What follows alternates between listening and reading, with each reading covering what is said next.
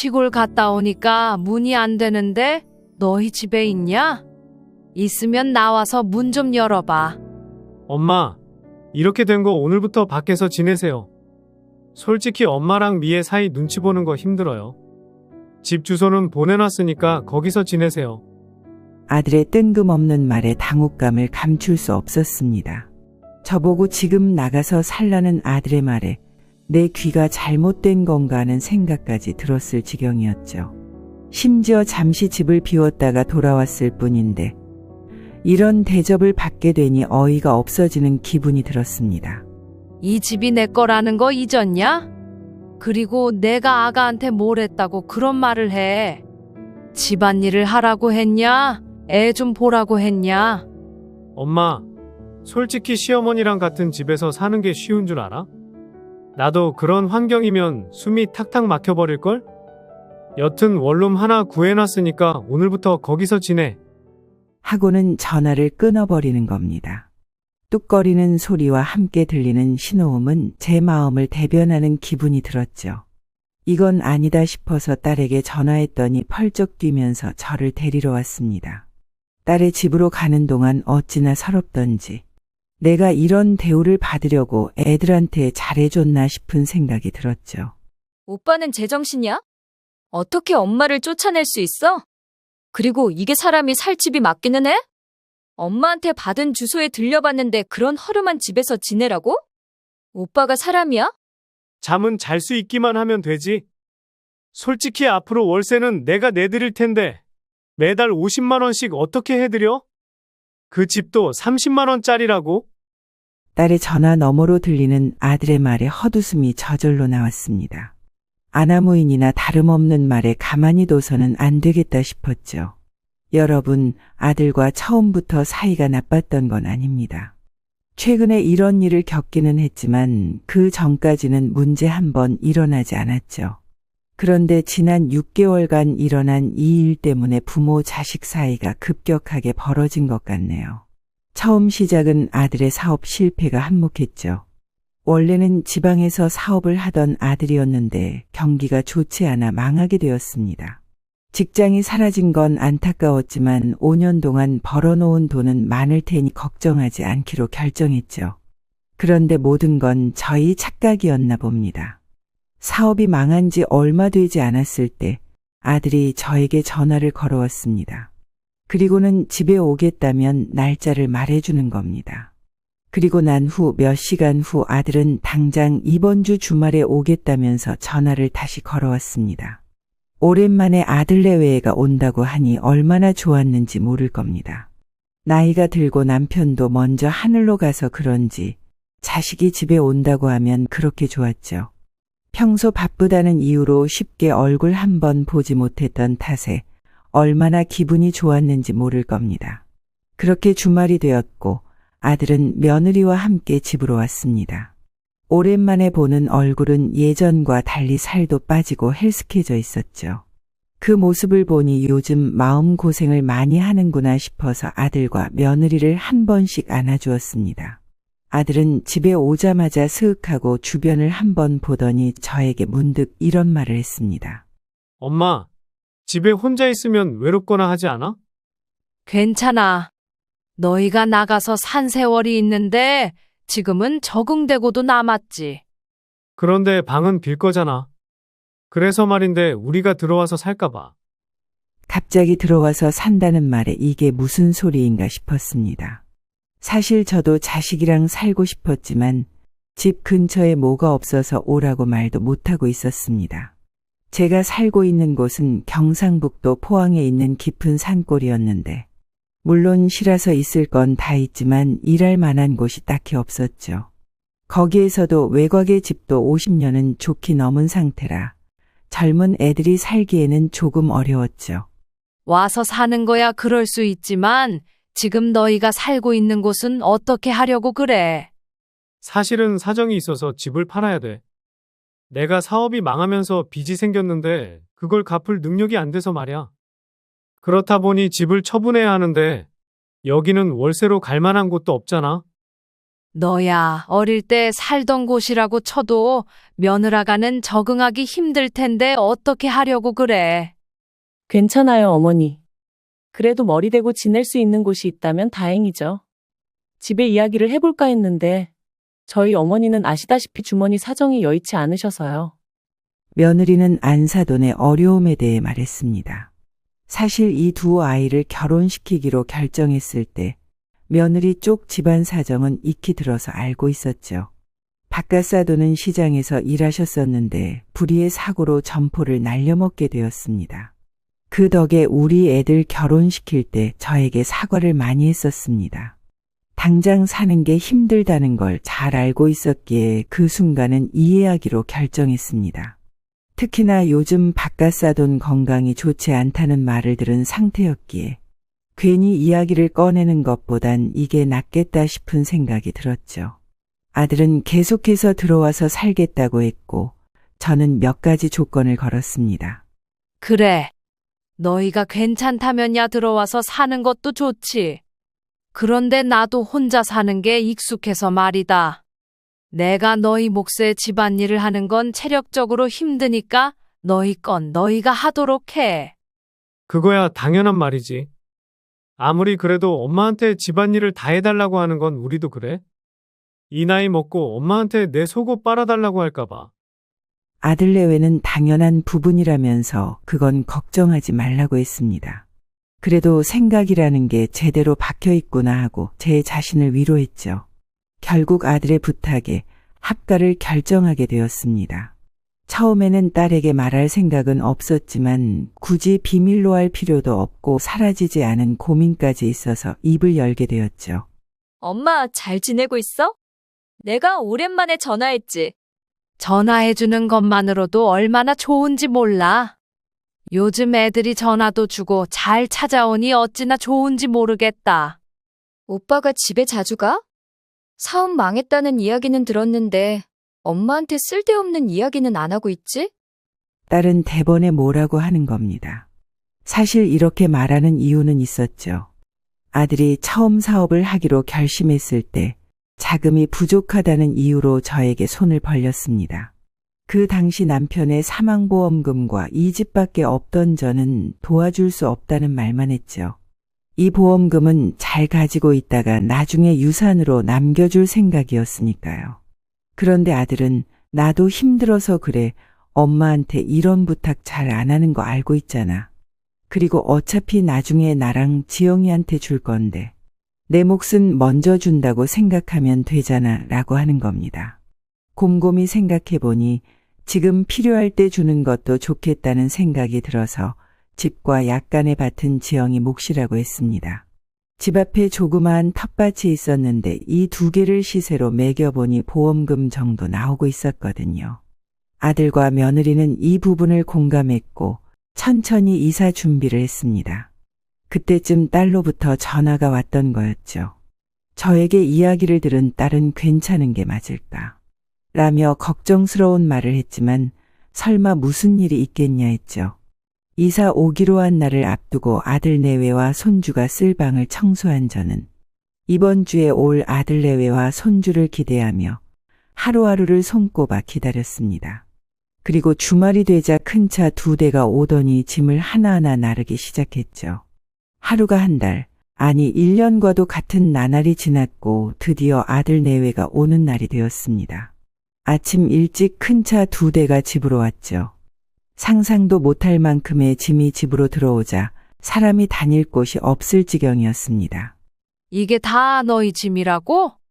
이걸 다 어떻게 하려고 그래?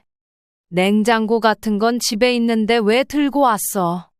그렇다고 버리기에는 아깝잖아. 남한테 팔기에는 산지 얼마 안 돼서 새 거고. 그냥 엄마 걸 버리고 우리 걸 쓰는 방향으로 하자.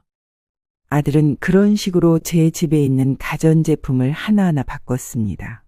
저야 새 걸 사서 쓸 수 있으면 좋기는 했지만 갑자기 모든 게 바뀌니 적응하는 것 자체가 힘들었습니다.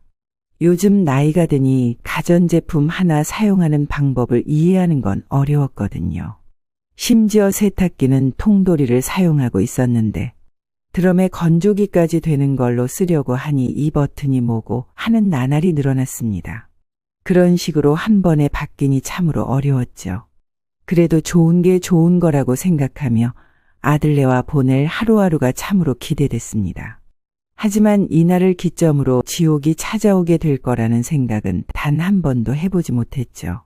아들 내외와 함께 살게 된 지 한 달이 되었을 때 점점 불만이 쌓이기 시작했습니다. 먼저 집안일 부분이었죠. 원래 사람마다 청소하고 정리하는 스타일이 다르기 때문에 뭔가 지적하기 어려웠죠. 괜히 한마디 하면 이게 좋다, 저게 좋다 하며 문제가 생길 바에는 네가 하고 싶은 대로 해라라는 파였습니다. 저 같은 경우 이틀에 한 번은 빨래를 하는 편이었지만 아들 내외는 일주일이 지나도 하지 않았죠. 처음에는 제 눈치를 본 건지 적어도 3일에 한 번은 했는데 이제는 일주일이 넘어도 하지 않는 모습에 갑갑함을 느낀 제가 해주고 있었습니다. 심지어 자기들이 지내는 방조차 제대로 청소하지 않아 문을 열고 들어가면 쾌쾌한 냄새와 하늘을 날아다니는 초파리를 구경할 수 있었죠. 돈이 없다고 말하면서도 치킨, 피자, 햄버거 같은 음식은 얼마나 먹는지 양념이 묻은 포장지가 책상에 뭉쳐져 있었습니다. 방 청소 좀 하고 지내든가 해. 이러다가 누구 하나 병 걸리겠어. 더러운 방을 돼지우리 같다고 말하죠. 아들이 살고 있는 곳은 그보다 더했습니다. 누구 하나 아프지 않을까 싶을 정도로 더러웠거든요. 다시는 열고 싶지 않았지만 제가 이런 식으로 찾아가지 않으면 문 밖으로 잘 나오지 않는 아들이었습니다. 아들은 제가 하는 말에 알아서 할 테니까 신경 쓰지 마 하고 짜증을 냈습니다. 지금 중요한 일을 하고 있는데 왜 이렇게 방해를 하냐면서 말이죠. 집에서 일이라도 하는 바람에 청소를 못하는 거 아니냐고 물을 수 있습니다. 제가 이 나이를 먹도록 컴퓨터를 안 해서 잘 모르기는 하지만 제 눈으로 봤을 때 이건 결코 일이 아니었습니다. 하루가 멀다 하고 아들과 새아가는 컴퓨터 앞에 앉아 게임하기 바빴죠. 활동이 없으니 살이 점점 찌는 아들 내외를 보니 갑갑해서 잔소리처럼 말했던 적도 있습니다. 차라리 이럴 거면 밖에 나가서 돈이라도 벌라고 말이죠. 그랬더니 아들이 저에게 뭐라고 했는지 아십니까? 엄마는 모르겠지만 이게 바로 돈을 버는 거야. 인터넷이 얼마나 큰 돈벌이가 되는지 모르지? 내가 유명해지면 알아서 돈이 굴러 들어올 텐데 지금은 기초 단계라고 생각해봐. 지금이야 우리가 게으르다 생각하겠지만 벌어오는 거 생각하면 생각이 달라질걸? 아들의 당당한 말에 내가 모르는 무언가가 있구나 하고 생각했죠. 딱히 믿음직스럽지는 않았지만 제가 아니면 우리 아들을 누가 믿고 살겠습니까? 그래도 자식이 있는 부모인 만큼 생각이 있겠지 하고 믿었던 게 화근이 되었던 것 같네요. 그래도 나쁘지 않은 나날을 보냈는데 함께 산 지 2달이 되던 날 문제가 생겼습니다. 이날은 제가 아들에게 처음으로 실망했던 날이었죠. 사실 남편이 먼저 제 곁을 떠났을 때 상심이 커서 일어나지도 못했습니다. 그럴 때 옆에서 힘이 되어준 게 바로 아들이었죠. 그때 느꼈던 건 듬직하고 자기 사람은 잘 지켜줄 수 있겠다는 생각이 많이 들었습니다. 그런데 함께 산 지 2달이 되던 날, 그것도 심지어 제 생일날 마음의 상처를 많이 입게 되었죠. 적어도 제 생일은 기억하겠지 싶어서 생신 축하드려요와 같은 말을 기대했습니다. 그리고 시어머니가 생일을 맞이했는데 며느리가 미역국 하나는 끓여주지 않을까 하는 기대도 했죠. 근데 이놈들은 제가 문을 열고 들어가지 않으면 먼저 나오지 않았습니다. 오로지 밥과 화장실 문제가 생겼을 때만 방문을 스르륵 열고 나왔죠. 그날은 저녁 식사 시간이 될 때까지 말 한마디 없었기에 서운하다는 생각을 했습니다. 결국 밤 9시가 넘어가는 날 서러움이 북받쳐 올라왔죠. 엄마, 오늘 귀 빠진 날이잖아? 축하해. 그동안 날 많이 사랑해줘서 고마워. 엄마가 내 엄마라서 얼마나 행복한지 몰라. 딸이 늦은 밤 전화를 걸어오더니 이런 말을 해주는 겁니다. 그때 어찌나 고마웠던지 눈물이 맺히고 코가 시큰거리는 기분이 들었습니다. 제 반응에 딸은 무슨 일이길래 그렇게 우냐고 당황했죠. 같이 사는 놈들은 관심도 없는데 역시 우리 딸이 최고다 싶어서 그렇지. 엄마도 우리 딸이 내 딸로 태어나줘서 얼마나 고마운지 몰라. 사랑한다. 쑥스럽게. 그런데 오빠랑 언니는 엄마한테 아무것도 안 해줬어? 그래도 한 집에 사는데 너무했다. 오빠도 이제 일 좀 하라고 그래. 알아서 하겠지. 내가 그런 말 하면 얼마나 뭐라 하는지 알아? 내가 컴퓨터는 아는 게 없으니 뭐라 말도 못하고 말이야. 내가 나중에 오빠한테 전화해보든가 할게. 그리고 엄마, 내가 용돈 보내놨으니까 그걸로 맛있는 거 사 먹어야 해? 이제 몸 건강 생각해서 영양가 많은 거 먹어줘야지. 저에게 용돈까지 보냈다고 말하는 딸이 어찌나 고마웠는지 모릅니다. 매년 신경 써주기는 했지만 올해는 더 고마웠죠. 잠시 후 아들은 무슨 소리를 들은 건지 문을 열고 들어와서는 생신 축하드려요 한마디를 하고 나갔습니다. 물론 지금 사정이 안 좋은 건 알고 있지만 마지못해 축하한다는 인사를 하는 아들에게 서운함을 느꼈죠. 그런데 이런 일이 일어난 지 얼마 안 됐을 때 아들이 제 방을 먼저 찾아왔던 일이 생겼습니다. 그날은 혼자 안방에서 텔레비전을 보며 밤이 지나가기를 기다리고 있었죠. 그때 똑똑하는 노크 소리가 들렸고 아들이 문을 열고 들어왔습니다. 그리고는 제 앞에 앉더니 낮은 목소리로 말하더군요. 네가 먼저 방 밖으로 나오고 무슨 일이냐? 엄마, 혹시 있잖아. 당분간 용돈 줄 수 있어? 뭐? 내가 무슨 돈이 있다고 용돈을 달라는 거야? 순간 내 귀가 잘못된 건가 하는 생각이 들었습니다. 작은 식당에 일하러 가기는 하지만 딱 한 달 동안 생활할 만한 돈을 버는 수준이었죠. 그런데 아들은 제게 용돈을 달라고 했기에 당혹감을 감출 수 없었습니다. 알지. 엄마도 일을 많이 하는 게 아니라서 돈 없는 건 아는데 남은 생활비가 다 떨어져서 그래. 그래도 밥은 먹고 고정 지출은 감당해야 하니까. 그것만 조금 도와주면 안 될까? 지금도 세금은 싹 다 내가 내고 있잖아. 너희가 방에 박혀서 그렇게 전기만 쓰니까 이번 달에만 20만 원이 나왔어. 그거는 조금만 투자한다고 생각하면 안 돼? 솔직히 무리한 부탁은 아니잖아. 아들이 잘 살게 되면 엄마도 좋은 건데 그 정도는 해줄 수 있는 거 아니야? 아들의 말에 이게 무슨 소리인가 싶었습니다. 일단은 금액이라도 들어보자 싶어서 대체 얼마나 필요한 건지 물어보았죠. 그랬더니 아들은 100만 원을 달라고 이야기하는 겁니다. 애한테 들어갈 것도 있다 보니 쓸 게 많다면서 말이죠. 물론 3살밖에 안 된 손주에게 들어갈 게 많다는 건 압니다. 근데 여기서 한 가지 걸고 넘어져야 할 부분은 유치원 비용을 제가 지불하고 있는 점이었죠. 그런데 들어갈 게 많다면서 용돈을 달라는 아들의 말은 어딘가 어폐가 맞지 않았죠. 애한테 들어가면 얼마나 들어간다고 그래. 지금도 유치원비는 내가 내주고 있잖아. 그건 맞지만 애도 잘 먹고 잘 커야지. 누가 알면 식사 준비를 너희가 하는 줄 알겠다. 그것도 내가 하는 거 모르냐? 아들은 핑곗거리가 없는지 입을 꾹 다물고 고개를 숙이고 있었습니다. 이번만큼은 물러날 생각이 없었기에 고정 지출이 얼마씩 들어가는지 확실하게 정리해서 가져오라고 했죠. 결국 표로 만들어 온 아들은 용돈 50만 원을 받아가게 되었습니다. 만약 여기서 넘어가게 되면 그때는 별도로 더 달라고 말하라 했죠. 나름 이번 일은 잘 지나갔다고 생각했는데 이번에 제가 선을 확실히 그어서 그런지 아들과 며느리는 저를 서먹서먹하게 대하기 시작했죠.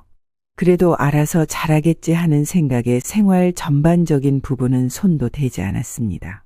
그런데 여러분, 나이가 몇 살이든 간에 자기 할 몫을 제대로 하지 못하면 확실히 혼내는 게 맞겠다는 생각이 들었습니다. 사실 제 인생에서 아들이라는 사람을 지우게 되는 사건을 겪게 되었거든요. 제 사연을 듣고 있는 분들 중 고려장이라는 걸 알고 있는 사람이 있을 겁니다. 사극에서나 보는 거였는데 늙은 부모를 산속동굴 같은 곳에 버리는 것이었죠. 나중에는 우리나라 풍습이 아니라는 걸 알게 되었지만 어떤 행위인지 알고 있었던 만큼 별로 좋아하지 않았습니다. 하지만 최근 늙은 부모는 유기하는 자식들이 많다는 뉴스를 종종 접했기 때문에 나에게도 이런 일이 생기지 않을까 하는 상상을 하기도 했습니다. 주위 친구들만 봐도 비슷한 일을 겪었다는 애들이 있어서 남일 같지도 않았죠. 그래도 내 자식은 그러지 않으리라 생각했는데 불과 한 달 전, 저 또한 그런 일을 겪게 되었습니다. 한날은 며느리가 하얗게 질린 얼굴로 외출해서는 3일이 넘게 들어오지 않았죠. 종종 아들은 다시 집에 들어오기는 했지만 씻고 다시 나갔기 때문에 걱정이 되었죠. 그래서 아들이 집에 들어오는 날 아들에게 무슨 일이 있길래 며느리가 안 오는 거냐고 물어봤죠. 그랬더니 바깥사돈이 세상을 떠났다는 말을 해주는 겁니다. 아이고, 며느라가가 참으로 힘들었을 텐데 시애미가 돼서는 하나도 몰라줬네. 애도 정신이 없어서 그런 거니까 이해해줘. 그럼 나는 곧 발인일이라서 갔다가 일 잘 마무리하고 오든가 할게. 아들은 그렇게 말하고는 검은 정장을 입고 나갔습니다. 몰랐을 때는 걱정 정도만 되었지만 지금은 안쓰러운 마음까지 들었죠. 그래서 은행에 가서 돈을 찾아 며느리에게 보냈습니다. 그리고는 짧은 메시지 하나는 보냈죠. 마음 고생 많이 심할게야. 나도 남편을 보내고 나니 참으로 힘들었는데 사랑하는 아버지를 잃은 이 순간이 얼마나 고통스럽겠어. 약소하지만 도움이 됐으면 해서 부주금을 조금 보냈으니 잘 보내드리고 와 하고 말입니다. 전화를 할까 했지만 지금 정신이 없을 텐데 전화까지 하는 건 아니겠다 싶었죠. 실제로 읽은 기록은 있지만 답이 없는 걸 보니 많이 바쁘구나 하는 생각이 들었습니다. 그렇게 하루 이틀 시간이 지나자 아들 내외가 집으로 왔죠.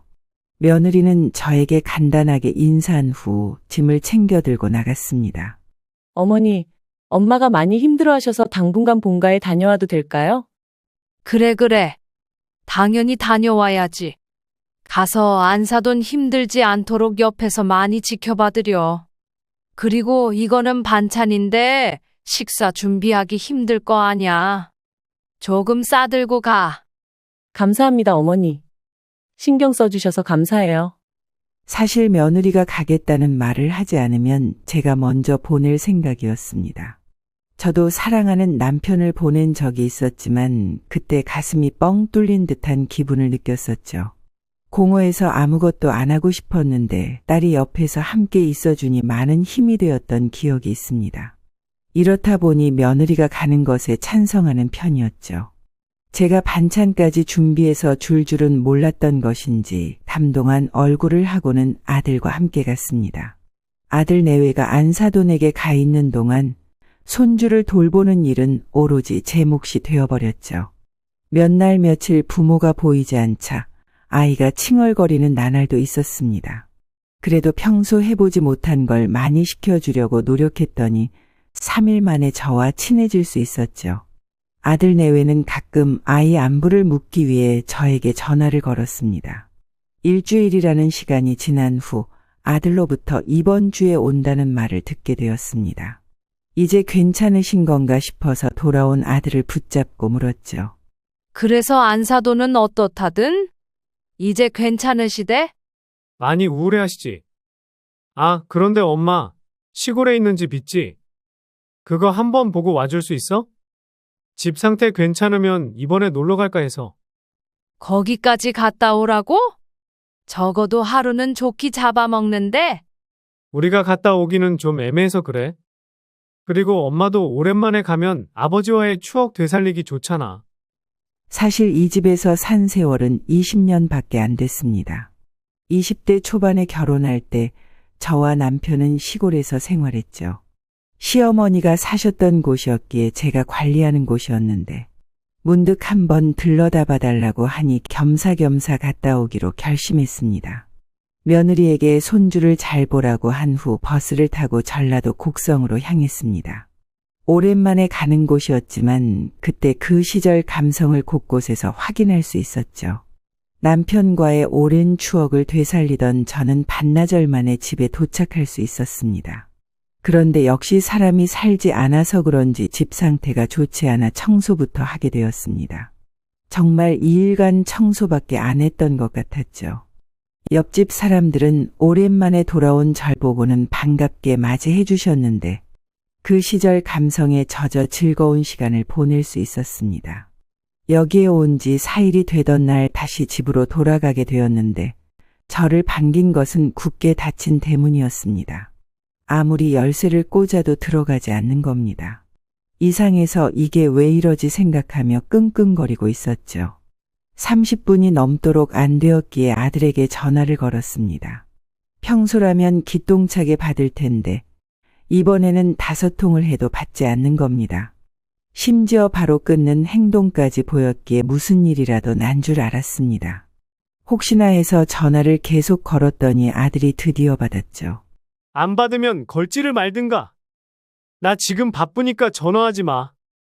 아들, 집에 왔는데 문이 안 열려서 말이야. 왜 그러는지 알고 있어? 이야기 못했는데 대문 키 바꿨어. 그럼 엄마는 어떻게 들어가라고?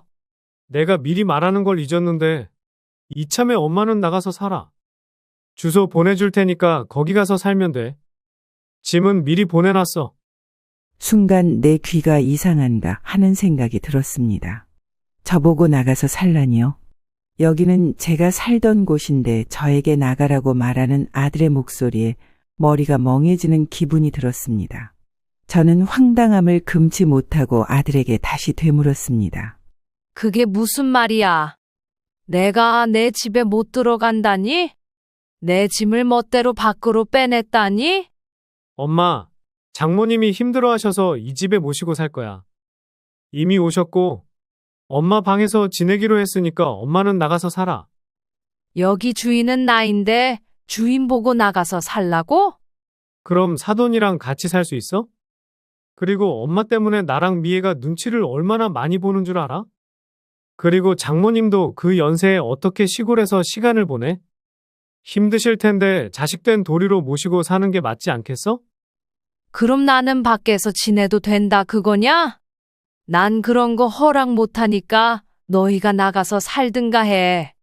문 열어. 엄마, 솔직히 불편하다고 하잖아. 미애도 엄마 눈치 얼마나 보는지 알아? 저는 그동안 아이들한테 눈치를 보라고 한 적이 없습니다.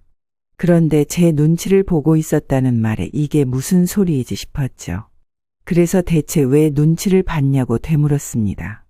내가 뭘 했다고 그러니? 엄마, 원래 시댁에서 사는 게 얼마나 힘든지 알아? 그리고 엄마는 모르겠지만 우리도 노력하고 있는데 그놈의 집안일이랑 돈 이야기하면 좋겠어?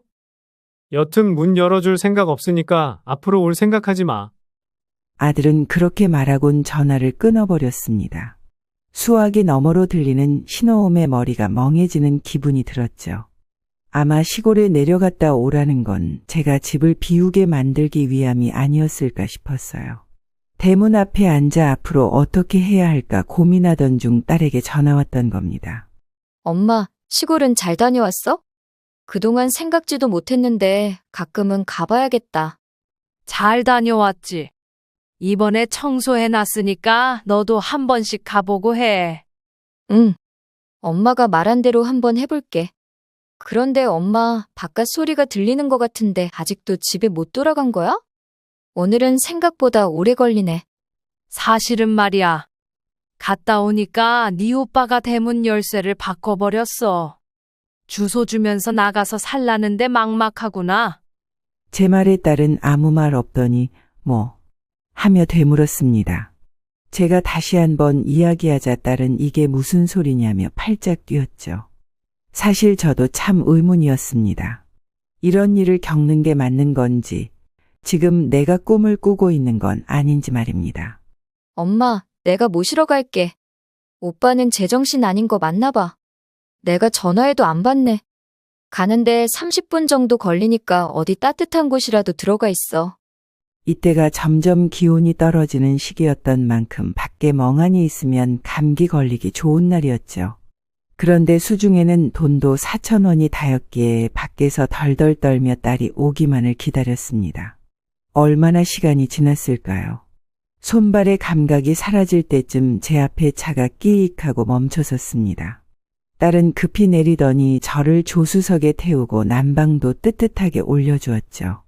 천천히 혈색이 돌아오자 피곤함에 눈꺼풀이 점점 내려가는 기분이 들었습니다. 그런데 딸이 한 말에 정신이 번쩍 들었죠. 그래서 지금 빈손으로 쫓겨난 거야? 엄마 짐도 다 집에 있잖아. 네 오빠가 앞으로 살 곳이라고 준 주소인데 여기는 대체 어디인 거니? 하고 주소가 적힌 문자를 보여줬습니다. 딸은 한번 가보기라도 하자 라고 말하며 그곳으로 향했는데 도착지를 보자마자 말이 나오지 않았습니다. 누가 봐도 30년은 좋게 되어 보이는 원룸 건물이었죠. 곳곳에는 깨져 있고 바깥에는 물자국이 심해서 폐가 같은 곳이었죠. 그래도 내부는 괜찮지 않을까 싶어서 들어갔는데 화장실 타일이나 변기, 세면대는 금이 가 있고 가전제품은 하나같이 문제가 있었습니다. 제가 살았던 곳과는 전혀 다른 모습을 하고 있었던 만큼 이게 현실인가 싶은 생각이 들었죠. 딸은 집을 둘러보니 얼굴이 차갑게 굳어갔습니다. 지금 엄마 보고 여기에 살라고. 심지어 짐 정리도 안 되어 있는데 이게 맞아? 사람을 쫓아낼 거면 적어도 살 수 있는 환경을 제공해줘야지. 게다가 3층인데 엄마 보고 여기 오르락 내리락 하란 말은 치명적인 거나 다름없다고. 안 되겠다. 그냥 우리 집 가는 걸로 하자. 라고 말하며 제 손을 이끌었습니다. 차를 타고 딸 집으로 향하던 중 드디어 전화 연결이 되었던 건지 아들과 딸이 전화 통화를 시작했습니다. 딸은 제 아들이 전화를 받자마자 화를 냈죠. 오빠는 제정신이야? 지금 저런 곳에 엄마를 보내는 게 맞아? 없는 형편에 집까지 구해드렸으면 잘한 거 아니야? 그리고 지금 바쁘니까 그런 쓸데없는 이야기 할 거면 끊던가 해. 거기 집주인 엄마인 거 알지? 그리고 엄마가 나중에 놔주기로 한 건데 오빠가 뭔데 그 집에 들어가서 살아? 야, 이게 다 잘 되려고 하는 거 아니야? 이번에 장인어른 돌아가신 덕분에 장모님한테 유산이 증여된 거 알고는 있어? 무려 1억이라고 하더라. 지금 장모님한테 잘 보여야 그 돈 받지. 아들의 말을 듣는 순간 왜 그런 행동을 했는지 이해가 갔습니다. 안사돈에게 유산이 상속되었다는 겁니다. 엄마는 사업자금 달라고 해도 안 주는데 장모님은 조금만 잘해드려도 돈을 그냥 쥐어준단 말이야. 나중에 유산 받으면 다시 시골로 보내든가 할 테니까 신경 좀 쓰지 마. 엄마도 그때 모셔오면 되잖아. 아, 맞다.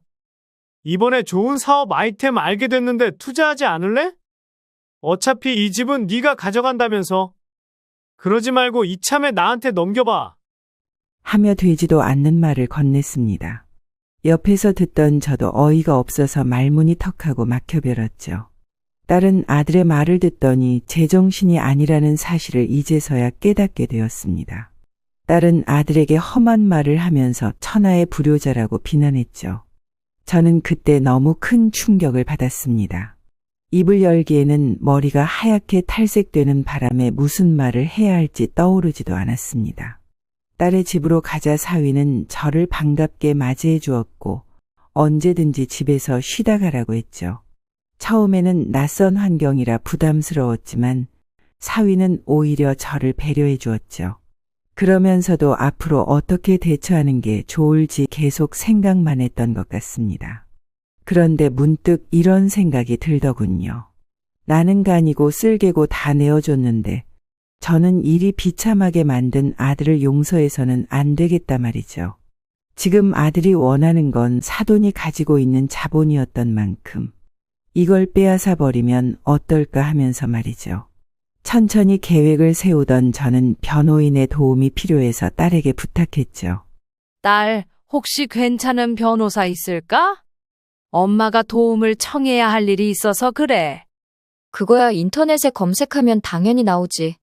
그런데 엄마가 그건 왜 필요한 건데? 네 오빠가 돈 때문에 그런 짓을 한 거면 하나하나 빼앗아 줄 생각이야. 엄마는 집안일에 손주까지 돌봐줬는데 잠시 자리를 비운 사이 이런 짓을 해. 너한테 집이랑 땅을 모두 남긴다는 유언장을 쓰려고 그래. 제 말에 딸은 화들짝 놀라며 유언장을 왜 벌써 쓰냐고 하는 겁니다. 하지만 사람은 언제 갈지 모르는 만큼 지금 결심했을 때 바로 하는 게 좋겠다는 생각이 들었습니다.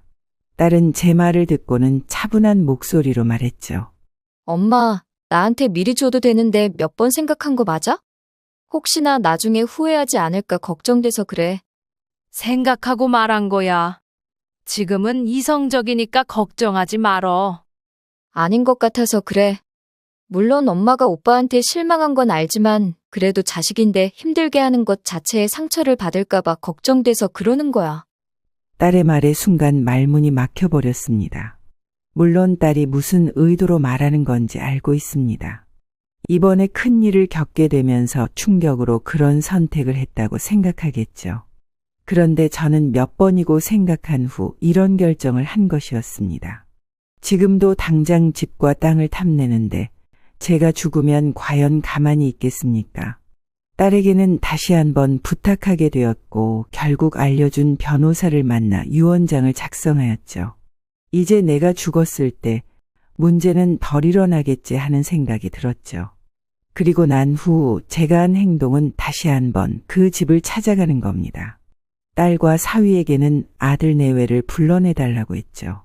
솔직히 제가 이런 행동까지 하는 걸 탐탁치 않아 했던 딸은 일단 제 부탁이니 알겠다고 했습니다. 아들 내외가 집을 비우자 저는 바로 제가 살았었던 집 앞으로 갔죠. 벨을 누르자 곧 인터폰에서 소리가 들려왔습니다. 누구세요? 사돈, 안녕하세요. 아이고 사돈. 얼른 들어오세요.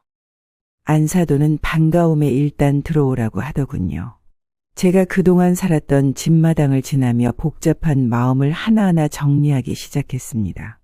거실로 가자 안사돈은 커피 한 잔을 내오며 말했죠. 사돈, 사실 말하고 싶은 게 있어서 찾아왔습니다. 최근에 안 좋은 일이 하나 있으셨다지요. 그렇지요. 사돈도 예전에 겪으신 일이라고 들었습니다. 갑자기 이런 일을 겪으니 얼마나 힘들었는지. 사실은 안사돈이 힘들어할까봐 애들한테 가라고 했지요. 그런데 아들이 갑자기 시골에 다녀오라고 하는 겁니다. 여행 차원으로 가고 싶은데 둘러보기 힘들다면서 말이에요. 근데 갔다 오니 안사돈을 모셔왔다고 저보고 나가라는 겁니다. 네? 그게 무슨... 제가 아는 거라고는 안사돈께서 시골로 내려간다고 하셨다는 것뿐인데. 안사돈은 화들짝 놀라며 그게 무슨 말이냐고 했습니다. 저는 담담한 목소리로 역시 그렇게 말씀하실 줄 알았다고 말하며 아들이 말했던 걸 알려줬습니다. 지금 바깥사돈 보험금 때문에 모시고 사는 것이니 절대 먼저 주지 말라고 말했죠. 지금도 안사돈이 힘들 거라는 사실을 잘 알고 있지만 이 사실을 빨리 알려주는 게 좋겠다는 생각에 질러버렸습니다.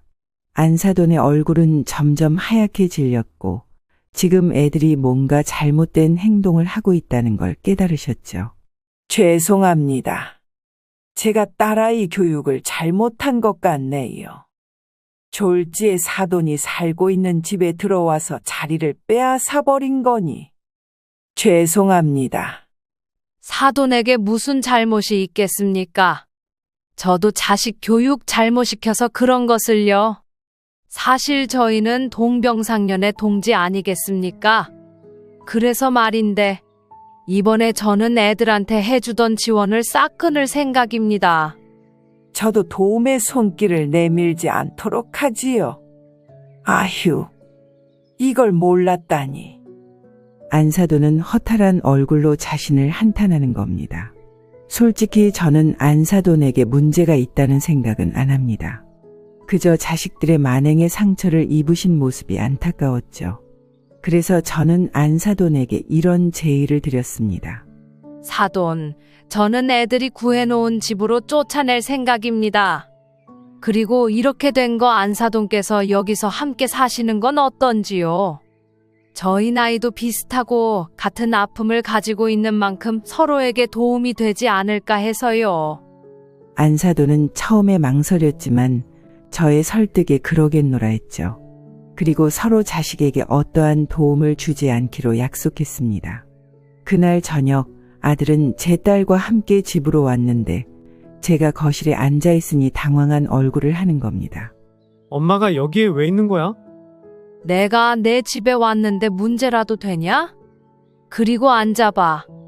애들은 건너편 소파에 앉았고 저는 입을 열었습니다.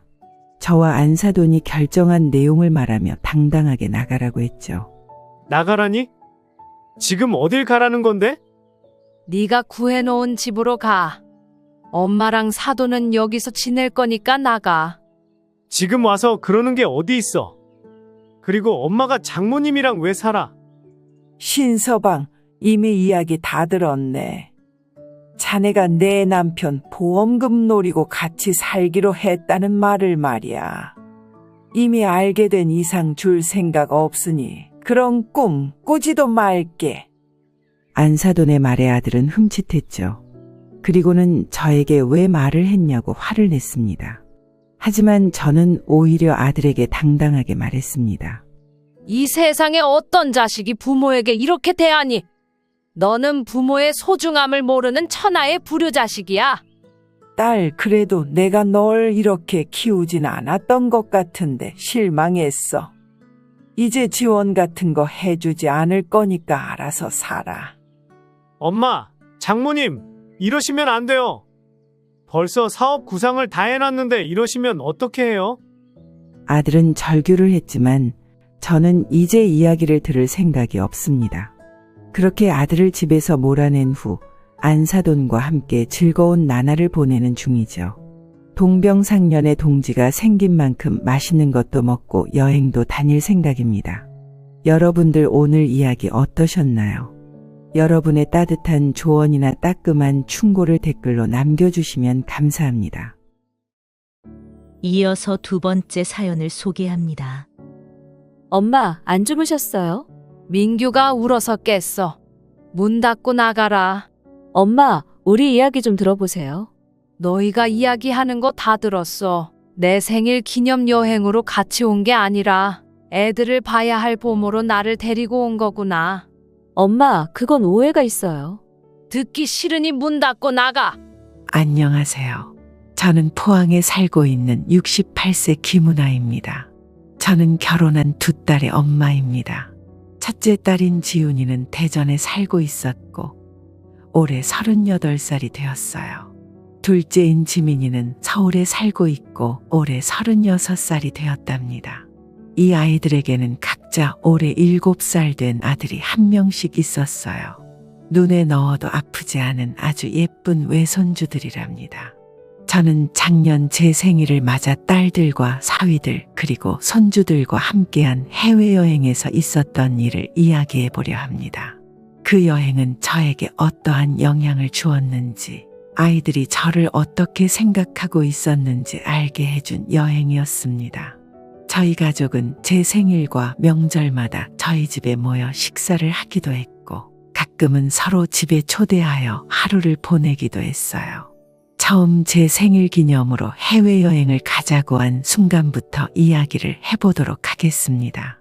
2년 전 제 생일을 맞아 주말에 아이들이 내려와 저녁 식사를 하는 자리였습니다. 큰딸인 지훈이는 내년 제 생일에 다 같이 여행을 가자고 이야기했어요. 둘째인 지민이도 흔쾌히 여행 가는 것에 동참했습니다. 제 생일은 초겨울이라 쉽게 여행을 가지 못하는 기온이었습니다. 그래서 큰딸은 둘째와 함께 모아놓은 가족 통장에 있는 돈으로 11월에도 따뜻한 동남아 여행이라도 다녀오자고 했어요. 내년 엄마 생일엔 필리핀 세부에서 생일 파티를 합시다. 그럽시다. 드디어 김 여사님 해외 진출하시네요. 아이들은 신이 났는지 웃으며 이야기했습니다. 하지만 저는 돈부터 걱정이었죠. 저희 식구는 손자들까지 7명입니다. 7명이나 되는 대식구가 해외에 나가면 돈이 한두 푼 들 것 같지 않았거든요. 여행 비용이 만만치 않을 텐데 괜찮겠어? 이럴 때 쓰려고 지민이랑 함께 돈을 모아놓은 게 있으니까 엄마는 돈 걱정하지 마세요. 그래도 우리 7명이 비행기 표만 해도 얼마니? 그냥 갈 수는 없지. 계좌 불러라. 엄마도 돈을 좀 보내놓으마. 그럴 필요 없어요. 우리 결혼하기 전부터 모은 통장이라서 제법 돈이 돼요. 그래도 맨 입으로 해외여행을 갈 수가 있겠니? 마음 바뀌기 전에 얼른 계좌번호 보내놔. 알겠어요. 그럼 조금만 보내세요.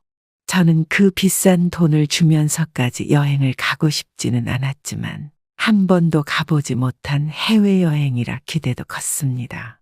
아이들의 가족 통장에 200만 원을 송금했습니다. 가족들의 비행기값 정도는 제가 내야 할 것 같았어요. 필리핀에 다녀오기 전엔 해외 물가가 어떤지 전혀 몰랐기 때문에 적당하다고 생각되는 금액을 보냈답니다. 필리핀으로 여행 가는 날짜는 1년이라는 시간이 남았지만 저는 어떤 게 필요할지 몰라 미리 준비를 시작했습니다. 근처에 사는 친구 수키에게 자랑도 할 겸 전화를 했습니다. 수키야, 이번에 애들이 왔다 갔는데 내년엔 내 생일 기념으로 해외여행을 가자고 하네. 좋겠다. 애들 다 같이 가는 거야? 해외 어디 가는데? 필리핀이라고 했던 것 같아. 너 해외여행은 가봤어? 아니, 내년에 가게 되면 그게 첫 해외여행이지. 벌써 떨리고 기대가 돼. 어떤 것을 준비해야 할지도 모르겠어. 좋겠네. 해외여행도 다 가보고 내가 작년에 필리핀 다녀왔잖아. 겨울에 갔는데도 그 나라는 따뜻해서 신기하더라. 나도 한 번뿐이 안 가봐서 자세하게는 모르지만 어떤 게 필요할지 생각해보고 알려줄게. 언제 한번 만나서 어떤 게 필요한지 이야기해줘. 저는 수키에게 자랑하고 들뜬 마음에 해외여행 유튜브도 찾아보고 필리핀 여행에 관련된 책도 한 권 샀습니다. 2번의 명절이 지나갔고 아이들이 올 때마다 해외여행 준비 잘 해놓으라고 저에게 필요한 물품들을 적어주었습니다. 어느덧 한 달 뒤로 다가온 제 생일에 저는 마음이 급해졌습니다. 수키에게 전화해서 어떤 걸 준비하면 되는지 물어보았어요. 그랬더니 수키는 한 번 쓰고 안 쓸 것들이 많다며 집에 있는 물품들을 몇 가지를 가지고 저희 집으로 온다고 했습니다. 며칠 뒤 수키가 저희 집에 커다란 캐리어를 하나 들고 찾아왔습니다. 저는 간단한 옷가방 하나 챙겨갈 생각이었지만 수키는 의외로 짐이 많이 필요하다며 이야기하더군요. 은하야, 너 캐리어 없을 것 같아서 내 거 가져왔어. 해외여행 한 번 가려고 캐리어를 살 필요가 있니? 이거 쓰고 돌려줘. 그리고 필리핀 가면 수영도 하고 스노클링 같은 것도 할 테니 이거 물안경 세트 들고 가야 해. 고마워. 이런 것도 챙겨주고 작은 옷가방 하나 가져갈 생각이었는데 캐리어가 너무 큰 거 아니야? 모르는 소리? 너도 직접 짐을 챙겨보면 작은 옷가방 하나로는 어림도 없어. 그리고 음식이 입에 안 맞을 수 있으니까 고추장 같은 거 하나 챙겨가. 애들이랑 같이 가니까 애들이 챙겨오겠지만 혹시 모르잖니? 여권은 만들었어? 그럼 당연하지. 제일 먼저 여권부터 만들었어. 추석에 아이들이 왔을 때 여권부터 만들어야 한다고 해서 여권은 미리 만들어 놨습니다. 처음 가는 해외여행에 든든한 조력자 친구가 있어서 정말 다행이었습니다. 준비해야 할 물품들을 하나씩 캐리어에 담았고 모든 준비가 끝이 났습니다. 출발 당일 오전에 저를 태우러 오겠다던 지민이에게 연락이 왔습니다. 지민이가 도착하기엔 조금 이른 시간이지만 미리 공항에 도착해 공항 구경을 하는 것도 괜찮다고 생각했어요. 전화벨이 울리자 저는 기대를 한껏 품고 전화를 받았어요. 하지만 지민이의 말은 집 앞에 도착했다는 말이 아니었습니다. 엄마, 지금 포항으로 출발해서 가고 있는데 짐 확인하다가 여권을 놔두고 온 걸 알았어요. 제가 챙겨놓은 여권 주머니를 재우가 집에 숨겨놓고 왔어요. 다시 가서 여권 가져가야 해요. 그럼 엄마 모시러 갈 시간이 안 되는데 어쩌죠? 버스 타고 오시겠어요? 버스터미널에 가시면 충분히 오실 수 있는 시간이 되더라고요. 그래, 알았어. 여권 잘 찾아서 출발해. 운전 조심하고 공항에 도착해서 보자. 저는 그 길로 캐리어를 가지고 택시에 올랐습니다. 버스터미널로 가니 마침 인천공항으로 가는 버스가 있더군요. 버스를 타고 5시간 반이 걸려 공항에 도착했습니다. 공항에 도착할 때쯤 지훈이에게 연락해 어디로 가야 하는지 물었어요. 지윤아, 이제 공항에 도착하는 것 같은데 어디로 가면 될까? 엄마, 버스 내리는 곳에서 내리시면 저희가 그 앞에 서 있을게요. 그래, 알겠어. 버스에서 내리니 지훈이가 저에게 손을 흔들며 반겨주었습니다. 지훈이 옆엔 장난꾸러기 손주들이 이리저리 뛰어다니고 있었어요. 지훈이는 제 캐리어를 받아들고서 공항 안으로 저를 안내했습니다. 공항 안엔 저희 가족들이 모두 저를 기다리고 있었습니다. 엄마, 모시러 못 가서 죄송해요. 어쩌겠니? 일부러 그런 것도 아니고 여권은 찾았어? 그럼요. 소파 밑에 숨겨놓았더라고요. 이제 우리 떠나볼까요? 저희 식구는 출국장을 떠나 비행기로 향했습니다. 4시간 반 정도의 비행 후 저희는 세부에 도착했어요. 도착하자마자 바로 숙소로 향했습니다. 숙소는 리조트 안에 있었고 개인 수영장이 마당에 마련되어 있었습니다. 비행기에서 몇 시간 동안 잠을 잔 아이들은 수영장을 보자 당장 수영을 해야겠다며 수영복으로 갈아입고 나왔습니다. 저는 도착한 첫날이니 손자들이 마음껏 놀 수 있도록 해주는 게 어떻냐 물었습니다. 지윤아, 지민아, 아이들 비행기에서도 많이 잤고 오늘 도착한 첫날이니 밤이 조금 늦더라도 아이들 놀게 놔두면 어떨까? 아이들은 내가 보고 있다가 나랑 같이 자면 돼. 알겠어요, 엄마. 저희도 오늘 첫날이라 간단하게 맥주 한잔하고 자려고요. 저희 그럼 잠시 나갔다 와도 될까요? 그러렴. 아이들 신경 쓰지 말고 편하게 다녀와. 알겠어요. 저희가 늦더라도 아이들은 너무 늦게까지 놀게 하시면 안 돼요. 알겠어. 다녀와. 저는 아이들이 마음껏 놀 수 있게 수영장 밖에서 아이들이 노는 것을 지켜봤어요. 1시간쯤 놀았을 때 아이들은 피곤한지 수영장에서 나오더군요. 아이들을 씻기고 옷을 갈아입혔습니다. 저도 처음 타는 비행기와 해외여행에 긴장한 탓인지 아이들을 재우다 같이 잠이 들었습니다. 다음 날 아침 저희 딸들은 분주하게 움직였습니다. 오늘부터 3일간 자신들이 짜놓은 일정에 따라 움직여야 한다고 했습니다. 첫 번째 스케줄은 바다 낚시와 바나나 보트 등 물놀이가 준비되어 있다고 했습니다. 리조트 바로 앞에 있는 해변에서 진행되는 스케줄이었어요. 꼬마 손자들은 바다를 보고 좋다고 해변으로 달려갔습니다. 바나나 보트와 바다 낚시는 제가 소화할 수 있는 스케줄이 아니었습니다. 지윤아, 엄마는 이번 스케줄은 빠지면 안 될까? 엄마가 저걸 어떻게 타? 그러시겠어요? 그러면 숙소에 들어가서 쉬고 계세요. 점심시간에 맞춰 들어갈게요. 아, 그리고 애들도 같이 데려가시겠어요? 모래사장이 따갑다고 난리네요. 그래, 알겠어. 잘 놀다 들어와. 저는 손자들을 데리고 숙소로 들어왔습니다. 아이들은 숙소로 들어오자마자 마당에 있는 수영장으로 뛰어들었습니다. 나이라도 젊으면 바다에서 바나나 보트 타고 낚시도 하며 시간을 보냈겠지만 저에게는 그럴 힘이 없었습니다.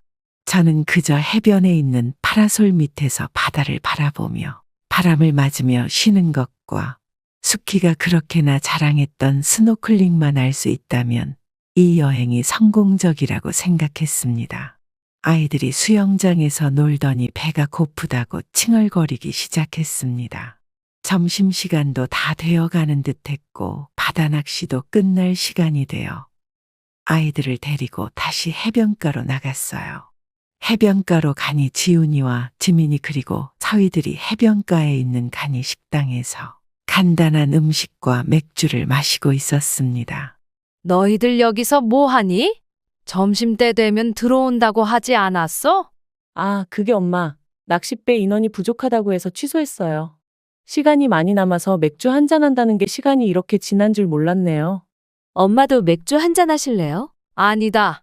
대낮부터 맥주는 무슨 맥주. 그럼 너희는 점심 먹으러 안 가? 저는 배불러서 못 갈 것 같아요. 언니는? 저도 점심 안 먹어도 될 것 같아요. 엄마는 식사하셔야죠. 민규랑 재우도 밥 먹어야지. 그래. 나는 밥 먹어야지. 민규랑 재우는 내가 데려가서 밥 먹이마. 오후엔 어떻게 할 거야? 식사하시고 외출 준비하세요. 오후에 근처에 큰 쇼핑몰이 있다고 해서 가보려고요. 알겠어. 다녀오마. 저는 손자들을 데리고 아침을 먹었던 식당으로 향했습니다. 낚싯배를 취소했으면 숙소로 들어와 아이들과 함께 수영장에서 시간을 보내면 됐을 텐데 해변에서 맥주를 마시고 있을 줄은 몰랐습니다. 제 생일 기념 여행이 아니라 자기들이 해외여행 가고 싶어서 제 핑계를 대고 온 것 같은 기분이 들었습니다. 해외에서 먹는 밥은 입에 맞지 않았습니다. 향신료 냄새도 많이 났고 간도 세게 되어 있었기 때문이에요. 저는 풀풀 날리는 흰밥과 몇 가지 반찬만 가지고 밥을 먹었습니다. 입맛이 다르긴 아이들도 마찬가지인 것 같았어요. 아이들은 볶음밥과 달걀 요리만 먹었습니다. 그래도 물놀이 한다고 에너지 소비를 많이 했는지 제법 많은 양의 밥을 해치우더군요. 밥을 다 먹고 자리에서 일어났어요. 아이들이 리조트를 구경하며 여기저기 돌아다녔습니다. 저는 아이들만 따라다니다 아이들과 함께 길을 잃었습니다. 영어를 하지 못하는 저는 휴대폰으로 번역하며 직원과 이야기했고 우여곡절 끝에 숙소가 있는 곳으로 돌아왔습니다. 방으로 들어오니 딸들은 외출 준비가 한창이었고 손자들은 수영장으로 달려가 물에 뛰어들었습니다. 민규야, 재우야. 우리 마트 갈 건데 수영장에 들어가면 어떻게 해? 지훈이가 아이들에게 이야기했지만 아이들은 들은 척도 하지 않고 물놀이에 빠져 있었습니다. 여러 번 이야기했지만 아이들이 수영장에서 나오지 않자 이번에는 지민이가 나섰습니다. 얘들아, 우리 마트 가면 맛있는 거 많은데 같이 갈까? 장난감도 있을걸? 지민이의 말에 민규는 재우와 함께 물놀이를 하는 게 더 재미있다며 엄마 아빠만 다녀오라고 했습니다. 그러면서 할머니랑 여기에 있을 거라 이야기했죠. 저는 쇼핑몰에 가보고 싶었습니다. 그 말을 들은 지민이와 지훈이는 동시에 저를 쳐다봤습니다. 그래. 내가 애들이랑 여기 있을 테니까 너희끼리 쇼핑몰 다녀와. 저는 체념한 듯 이야기했습니다. 엄마, 오늘 하루 종일 애들만 봐서 안 피곤하겠어요? 우리 저녁에도 나가야 하는데. 저녁에 또 나간다고. 저녁에 리조트에서 유명한 파티가 열린대요. 그래서 언니 형부랑 다 같이 가기로 했어요. 나를 위한 여행이 아니라 너희를 위한 여행이었구나. 엄마, 말을 왜 그렇게 해요? 엄마 생일을 기념한 여행이죠. 그런데 애들이 할머니랑 여기에 남아있겠다는데 어떡해요? 알겠어. 그럼 들어올 때 한국마트 가서 햇반이랑 김치 있으면 사와. 음식이 입에 맞지 않네. 알겠어요. 들어올 때 꼭 사올게요. 마트까지는 차량으로 15분 정도 걸리고 택시를 타고 이동하기 때문에 오래 걸리지 않을 거라며 아이들은 숙소를 나갔습니다. 손자들은 지치지도 않는지 수영장에서 입술을 바들바들 떨며 장난치고 있었습니다.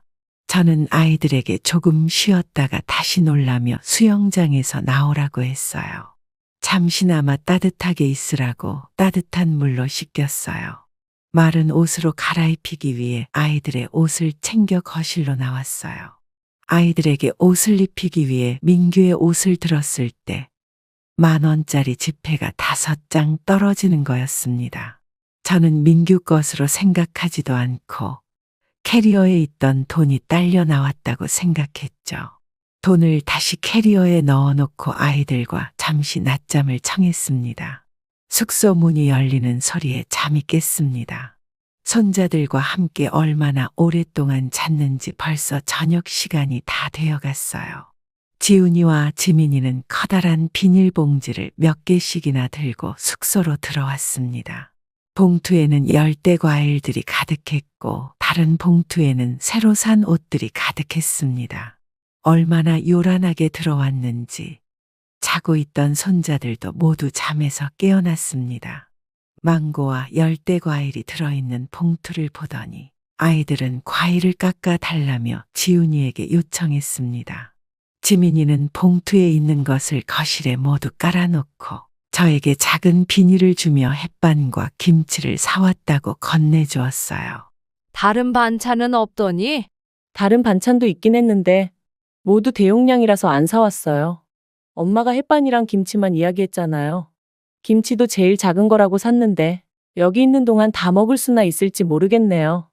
너희 저녁은 먹어야 하지 않아? 파티 가면 먹을 거 많을 텐데 엄마랑 애들만 밥 먹으면 될 것 같아요. 30분 정도 있으면 리조트 식당 문 열 거예요. 저희는 집만 정리하고 바로 나가야 해요. 그래, 알겠어. 술 너무 많이 마시지 말고 들어와. 딸과 사위들은 간편한 복장으로 갈아입고 클럽 파티에 간다며 현관을 나섰습니다. 손자들은 그 사이 과일을 얼마나 먹었는지 그 많던 과일이 절반이 사라졌습니다. 저는 밥을 먹고 과일을 먹을 생각으로 과일들을 치우기 시작했어요. 식당 영업시간이 되자 저는 손자들에게 밥 먹으러 가자며 손을 잡고 일어섰습니다. 하지만 아이들은 움직일 생각도 하지 않았죠. 과일을 너무 많이 먹어 밥을 못 먹겠다고 이야기했어요. 저는 배가 고파 밥을 먹으러 가야 한다고 이야기했지만 6살 아이들은 신경 쓰지 않았습니다. 어쩔 수 없이 저는 햇반을 전자레인지에 돌리고 김치를 뜯었습니다. 해외여행까지 와서 햇반을 돌려 먹을지는 상상도 하지 못했습니다. 처량하기 짝이 없었습니다. 제가 밥을 먹는 동안 아이들은 물놀이도 지쳤는지 거실 소파에 엎드려 각자 휴대전화로 게임을 하거나 유튜브를 보기 시작했습니다. 저도 지쳐 밥을 다 먹고는 침대에 가서 누웠습니다. 아이들은 거실에서 한참을 놀다 제 옆에 와서 잠들었습니다. 다음 날 아침 어쩐 일인지 숙소가 조용했습니다. 어제 얼마나 술을 마셨는지 딸들과 사위들은 아직 한밤중이었어요. 이제는 당연하다는 듯 저는 손자들의 손을 잡고 식당으로 향했습니다. 아침을 먹고 숙소로 돌아오니 지훈이가 일어나 있더군요. 어제 몇 시에 들어온 거야? 모르겠어요. 기억도 안 나요. 술을 너무 많이 마셨어요. 애들이랑 식사하고 오시는 거예요? 그래, 밥 먹고 왔지. 너희도 밥 먹어야 하지 않아? 저희는 오늘 아침에 컵라면 먹기로 했어요. 엄마 오늘은 오후에 스노클링 해야 하니까 알고 계세요. 스노클링? 오늘 하는 거야?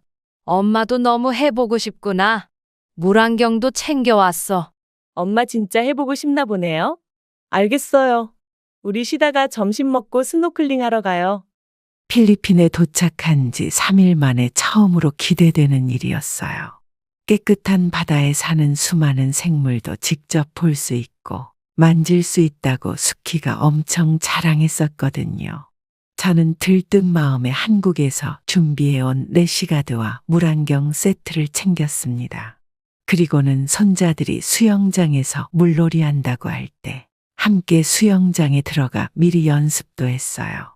점심을 먹고 저는 아이들과 함께 나갈 준비를 하고 있었습니다. 그런데 갑자기 민규와 재우가 바다에 가기 싫다고 떼를 쓰기 시작했어요. 바다에 배 타고 나가면 많은 물고기를 볼 수 있다고 이야기했지만 그 둘은 여기 수영장에서 물놀이하고 싶다 했습니다. 그것도 저와 함께요. 오전에 함께 수영장에 들어가 같이 장난쳤던 것 때문에 그런 것 같았습니다. 저는 지훈이와 지민이에게 스노클링을 꼭 해보고 싶다고 이야기했었고 딸들은 그 마음을 이해해 주길 바랐습니다. 하지만 그 누구도 저를 대신해 아이들과 함께 있어줄 사람으로 나서주지 않았습니다. 엄마, 애들이 할머니랑 물놀이 하고 싶다는데 어떡하면 좋아요? 내가 너희에게도 말하지 않았니? 스노클링 꼭 해보고 싶다고. 그거 하나 하러 여기까지 왔다고 생각해도 과하지 않아. 그러면 저랑 이 서방이 같이 애들 보고 있을 테니까 엄마가 다녀오세요. 저는 다음에 하면 되죠. 언니, 오늘은 스노클링 시간 지금밖에 없어. 알고 있지? 그래? 그건 몰랐네. 괜찮아. 엄마, 다녀오세요. 결국 저는 스노클링을 하지 못했습니다. 저 하나 빠지면 지훈이와 이서방 모두 스노클링을 할 수 있었으니까요. 저는 오후 시간 아이들이 노는 것을 수영장 벤치에 앉아서 보았어요. 제가 생각한 해외여행은 전혀 아니었습니다. 이틀 뒤면 한국에 돌아간다고 생각하니 아쉬움이 많이 남았어요. 저는 4시쯤 아이들을 씻기고 외출 준비를 했습니다. 오늘 저녁은 숙소에서 먹는 게 아니라 숙소 바로 앞에 있는 한인 식당에 가서 다 같이 삼겹살을 먹기로 했습니다. 한인 식당에 들어서니 메뉴판이나 식당의 풍경은 마치 한국에 있는 삼겹살집에 온 것 같았어요. 삼겹살을 주문하고 사위들은 맥주와 소주도 함께 주문했습니다. 고기와 함께 맛있는 반찬들을 먹으니 그나마 기분이 조금 풀렸습니다. 하지만 비싼 가격에 마음껏 먹지 못했죠. 아이들은 숙소에 가서 맥주를 더 마시겠다며 마트에서 술을 사서 들어왔어요. 저는 원래 술도 잘 먹지 못했기 때문에 맥주 몇 잔에 졸음이 쏟아졌습니다. 숙소에 도착한 저는 처음으로 손자들을 신경 쓰지 않고 잠들었어요. 잠든 지 얼마 되지 않았을 때 민규의 우는 소리에 잠이 깼습니다. 민규는 지민이가 준 10,000원짜리들이 없어졌다며 돈을 찾아야 한다고 울고 있었어요. 그런데 민규가 말하는 것을 듣고 술과 잠이 확 깨버렸습니다. 제 귀에 똑똑히 들렸어요. 이모가 쇼핑몰 갈 때 할머니랑 있겠다고 이야기하라고 준 돈을 잃어버렸다 했습니다. 그럼 처음부터 저를 쇼핑몰에 데려갈 생각이 없었다는 뜻이었겠죠. 아무 말 않고 들어보니 이야기는 더 가관이었습니다. 언니, 애들이 쇼핑몰 안 따라간다고 해서 그러면 누구랑 있을 거냐 물어봤거든? 그랬더니 나랑 있겠다는 거야. 나는 꼭 쇼핑몰에 가야 한다고 이야기했지. 그래도 민규가 나랑 있겠다고 하길래 할머니랑 있겠다고 하면 한국에 가서 장난감 살 돈 5만 원이랑 과일 엄청 많이 사온다고 했더니 알겠다고 하더라고. 알고 있었어. 민규가 돈 받자마자 나한테 자랑하던데. 그래서 캐리어에 있는 민규 새 옷주머니에 돈을 넣어놨었는데 엄마가 그 옷을 입혔더라고. 돈은 캐리어에 그대로 놔두셨어. 무슨 돈인지 알면 엄청 화내실걸? 당연하지. 아까 스노클링 못한 것도 엄청 아쉬워하시던데 그래도 그땐 언니가 엄마 다녀오시라고 이야기했잖아. 엄마가 안 간 거잖아. 아쉽지만 어쩌겠어. 다음에 애들 좀 더 크면 한 번 더 오자. 그리고 엄마랑 같이 와야 우리가 애들 떼어놓고 놀 수 있지.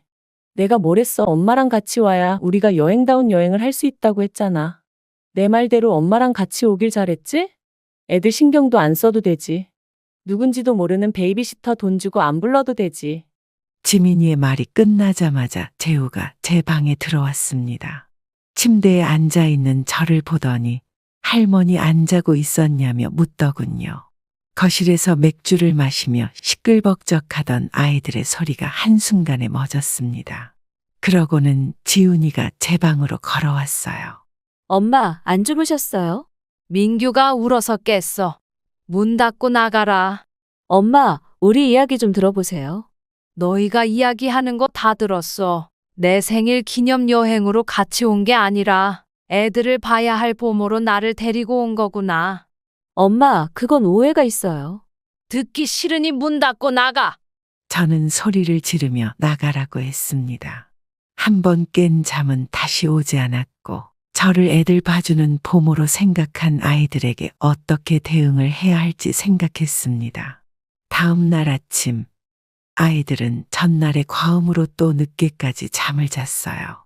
오늘 계획대로라면 아이들은 마사지 샵도 가고 역사박물관 등을 가는 일정이 있었죠. 물론 제가 숙소에서 아이들을 보는 생각으로 계획을 짠 거였어요.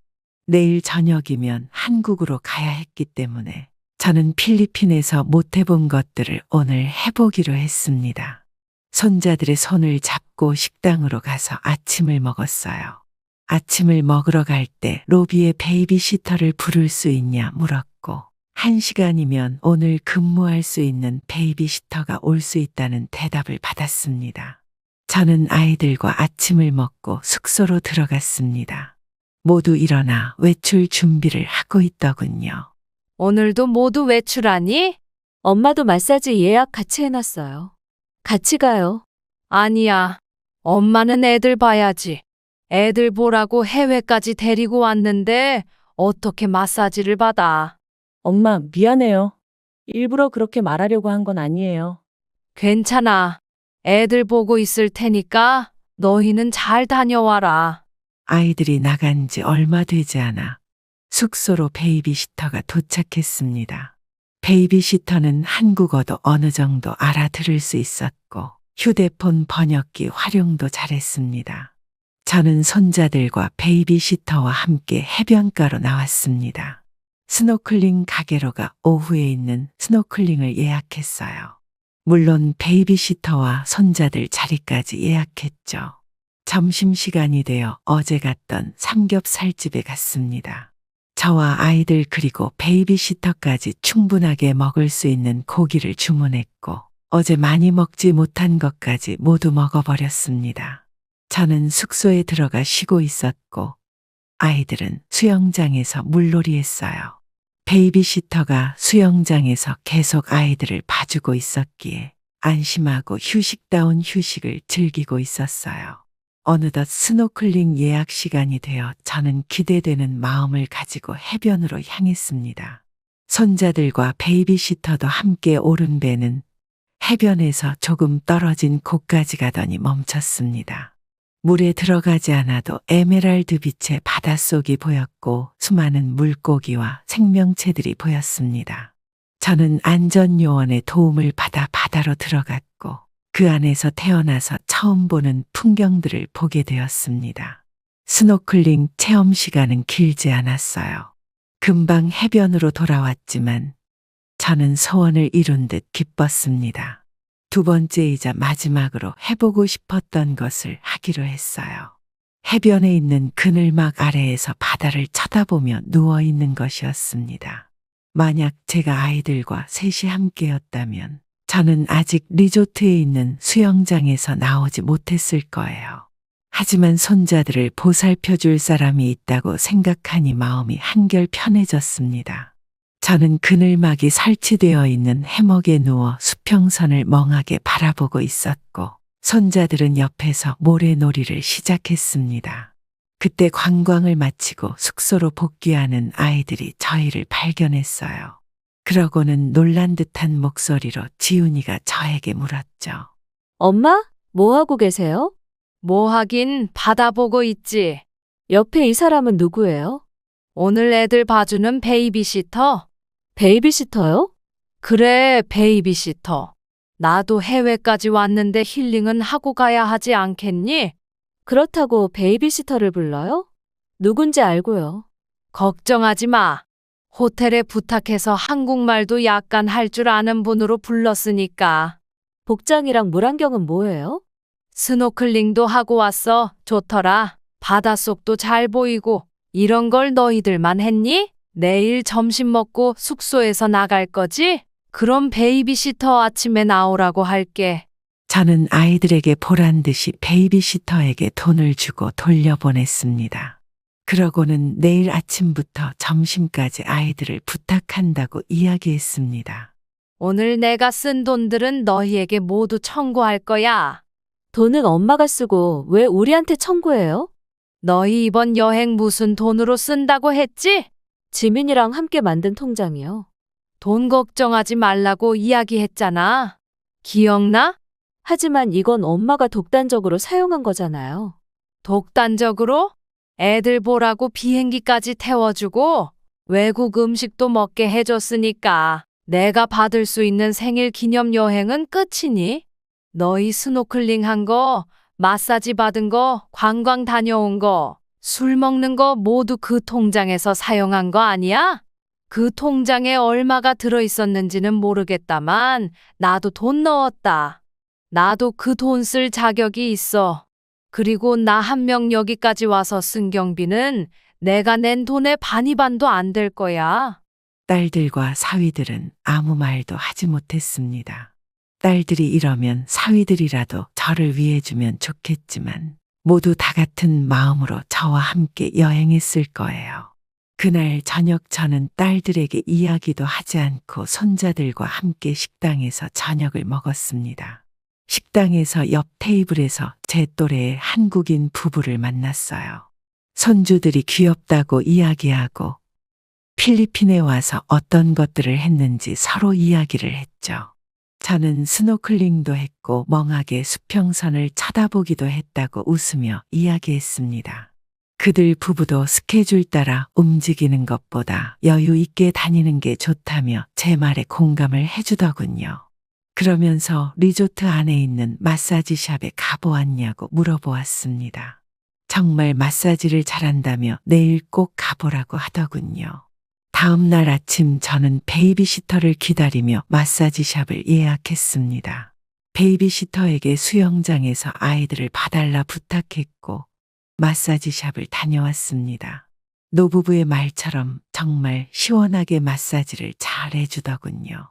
마사지샵에서 돌아오니 딸들과 사위가 분주하게 움직이고 있었습니다. 리조트 체크아웃 시간이 다 되어갔기 때문이에요.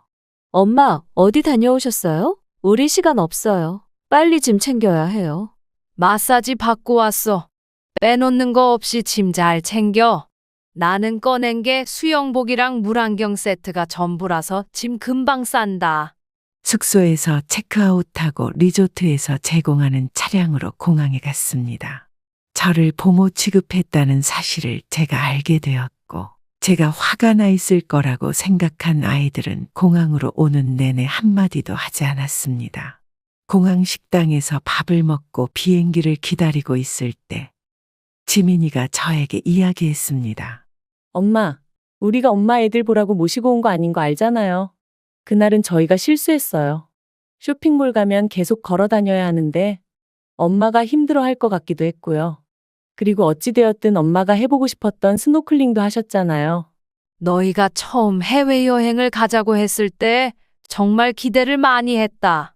68살이 되는 이때까지 비행기 한 번 타본 적 없는 내가 얼마나 기대가 컸겠니?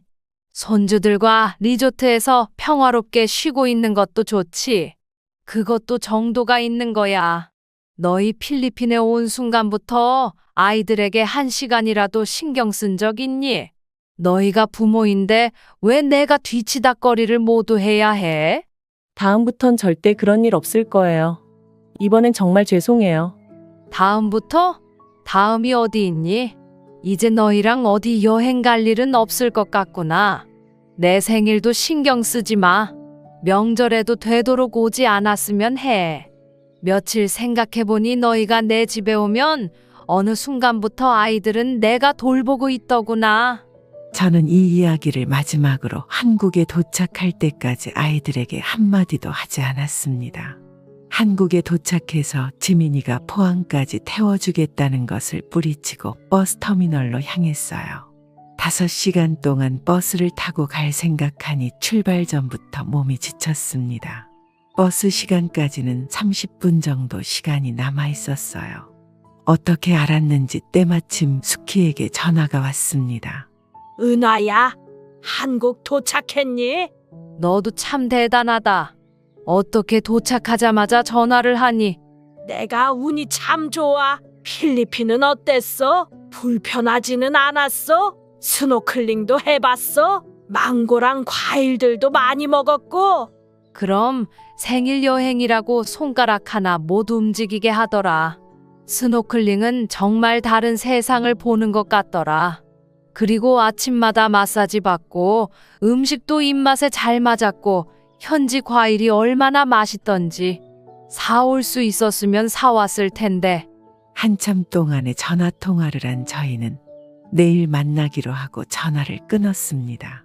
여러분은 자녀들과 함께 해외여행을 가보신 적이 있으신가요? 아니면 국내 여행이라도 함께 가보신 적이 있으신가요? 성인이 된 자녀와 여행을 갈 수 있다는 것은 행복한 삶입니다.